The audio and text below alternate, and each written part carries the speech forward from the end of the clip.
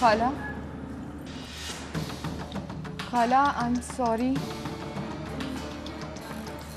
खाला, आप क्या पूरा ख़ानदान जानता है कि बचपन से मैं और शराज एक दूसरे को पसंद करते हैं, लेकिन आपने फिर भी शराज की शादी कहीं और करवा दी। और मैंने भी आपको हुक्म किया कि सर झुका दिया।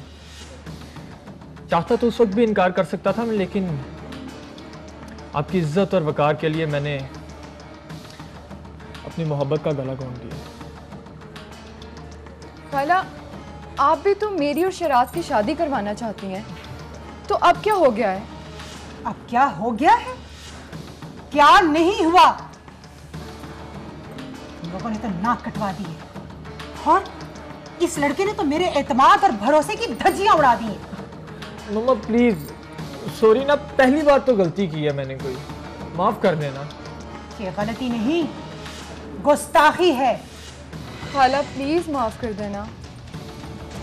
क्या तुम्हारे घर वालों को पता है इस निकाह के बारे में? नहीं, किसी को भी नहीं पता इस बारे में। खुदाया, ये तुम लोगों ने मुझे किस मुश्किल में डाल दिया।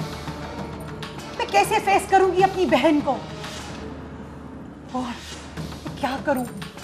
ऊपर से मैं तुम लोगों की शादी इतने लोगों के सामने अनाउंस कर चुकी हूं। मामा प्लीज, आप सारा को एक्सेप्ट कर लें, हमें कुछ नहीं चाहिए, सिर्फ आपकी नजरों के सामने रहना चाहते हैं।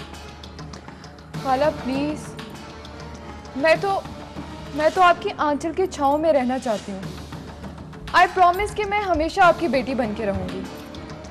मामा,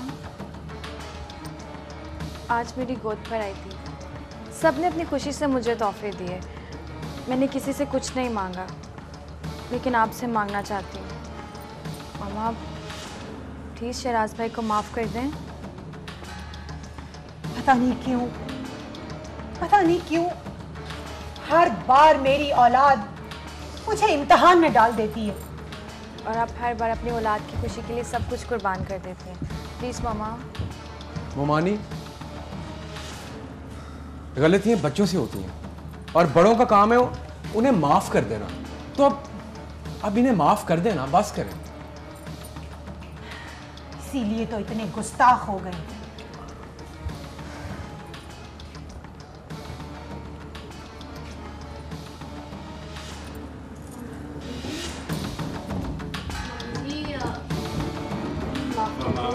शराज को मम्मी जी माफ़ कर दें, प्लीज़ मेरे कहने पे माफ़ कर दें।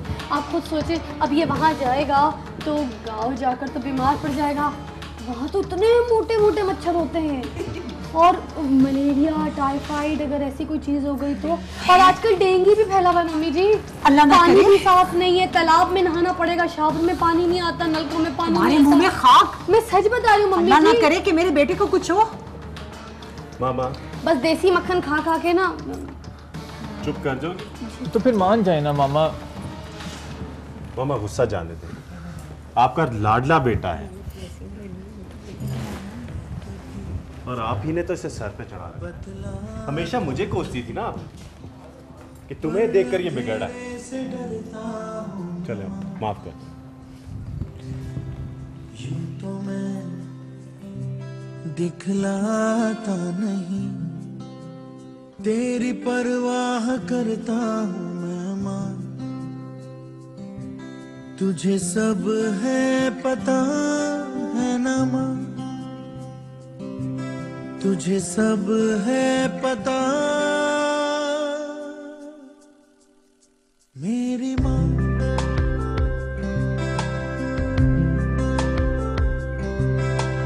भीड़ में यूं न छोड़ो मुझे, घर लौट के भी आना पाऊँ माँ। भेजना इतना दूर मुझको तो, याद भी तुझको आना पाऊँ माँ। क्या इतना बुरा हूँ मैं माँ, क्या इतना बुरा मेरी माँ।